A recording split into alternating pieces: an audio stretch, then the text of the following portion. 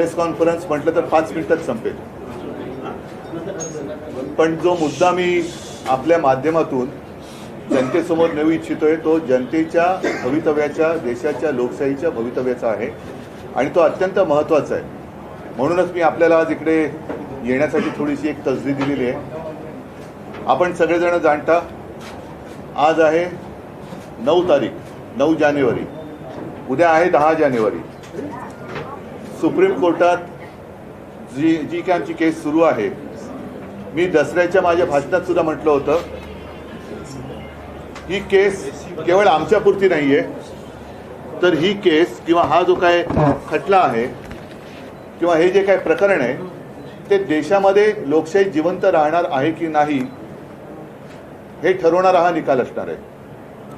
आणि आपण पाहतात की साधारणतः गेले 1.5-2 वर्ष त्याच्यावरती चर्चा, चर्वण, सुनावण्या, साक्षी म्हणा किंवा उलट तपासण्या, फेर तपासण्या सुरू आहेत.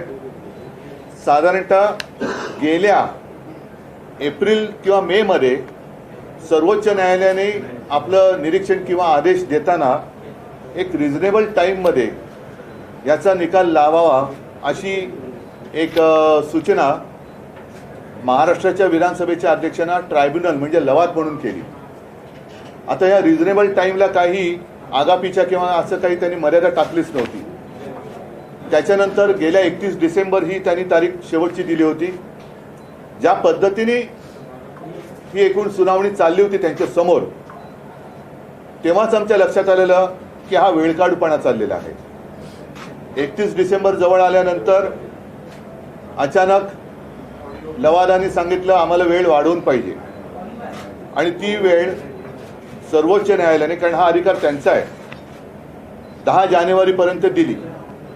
आता उद्या 10 जानेवारी, माझी अशी अपेक्षा आहे की उद्या 10 जानेवारीला रात्री 11:59 आणि 59 सेकंदापर्यंत ते वेळ खेचतील आणि त्याच्यानंतर सुद्धा आणखीन वेळ काढूपणा करण्याचा ते प्रयत्न करतील.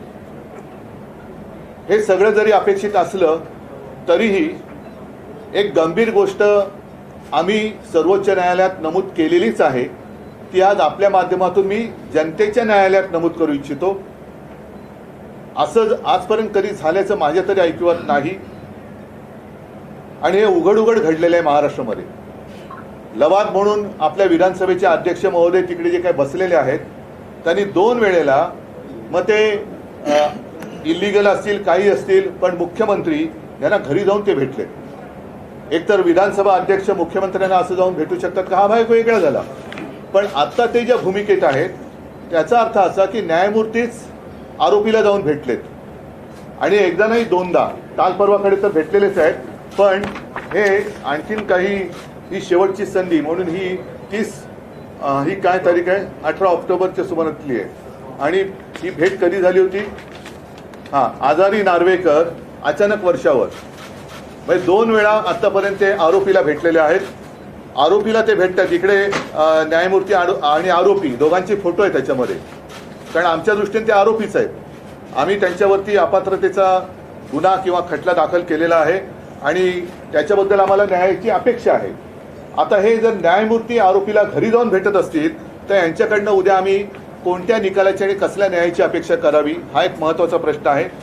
आज मी आपल्याकडे येण्यापूर्वी आपल्या राज्यातले ज्येष्ठ कायदेतज्ञ उल्हास बापट यांनी आज लोकशाही चॅनेलला, कदाचित आपल्याही चॅनलला मुलाखत दिली असेल, त्यांनी त्यांचं मत नोंदवलेलं आहे. ते मी आपल्या माध्यमातून तमाम जनतेला सांगतोय की आपण आवर्जून ते पहा. यूट्यूबवरती ते आहे, लोकशाही चॅनलवरती उल्हास बापट ह्या ज्येष्ठ कायदेतज्ञांनी, कायदे अभ्यासकांनी आपलं मत हे मांडलेलं आहे ह्या विषयावरती. आणि त्यांनी म्हटलेलं आहे की ज्या खटल्याचा निकाल खरं म्हणजे 2 महिन्यात लागायला पाहिजे होता त्याला 2 वर्ष लागत आहेत. ह्याच्यामध्ये हा वेळकाढूपणा आहे. आणि त्याच्या पुढे ते असं म्हणत आहेत की कदाचित अध्यक्षांवरती म्हणजे लवादांवरती एक तर दबाव असेल किंवा ते त्या याला म्हणजे तेवढे कार्यक्षम नसतील. याच्यापैकी एक अर्थ काढू शकतो, एवढा वेळ खेचत चाललेत. थोडक्यात काय की ज्या पद्धतीने ह्या सगळ्या केसची हाताळणी चालू आहे याच्यामध्ये आता लोकशाहीचा खून होतोय की काय अशी परिस्थिती निर्माण झालेली आहे. आणि म्हणून सर्वोच्च न्यायालयाला आम्ही विनंती तर केलेलीच आहे, त्यांच्या समोर हे यांच्या ज्या काही भेटीगाठी आणि उघड होत आहेत, आरोपीला भेटतात उघड, न्यायमूर्ती आरोपीला भेटतात, ते उघड भेटत आहेत. तर जो न्यायमूर्ती आरोपीला भेटू शकतो ते उद्या त्यांच्याकडनं काय निकाल लागेल ह्याची कल्पना जनतेला आली असेल. आम्ही शेवटी जनतेच्या न्यायालयात लढणारी लोक आहोत. सर्वोच्च न्यायालयाला सुद्धा आमची हीच विनंती आहे की हे सगळं डोळ्यादेखत घडतंय. आपण सर्वोच्च आहात, एक व्यक्तींची एक ओळख असते.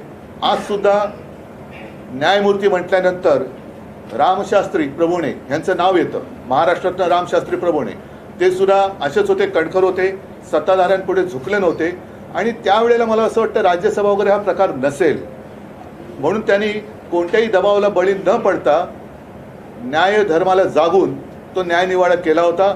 आमची अपेक्षा आणि आशा सर्वोच्च न्यायालयाकडे तर आहेच, आणि त्याच्या बरोबरीने जनतेच्या न्यायालयाला सुद्धा आम्ही ही गोष्ट निदर्शनास आणू इच्छितो. खरं म्हणजे हा निकाल आणि ही केस सर्वोच्च न्यायालयाने काय निर्देश दिले होते, अनिल मला वाटतं आपण सांगा, म्हणजे जनतेला कळू द्या की उद्या जर का काही वेडावाकडा अपेक्षित निकाल हा जर का दिला तर याच्यामध्ये खरं काय आणि खोटं काय हे जनतेला सुद्धा ठरवता आलं पाहिजे. म्हणून मी तुम्हाला सांगतो, जरा तुम्ही त्याच्याबद्दल नीट विस्ताराने सांगा.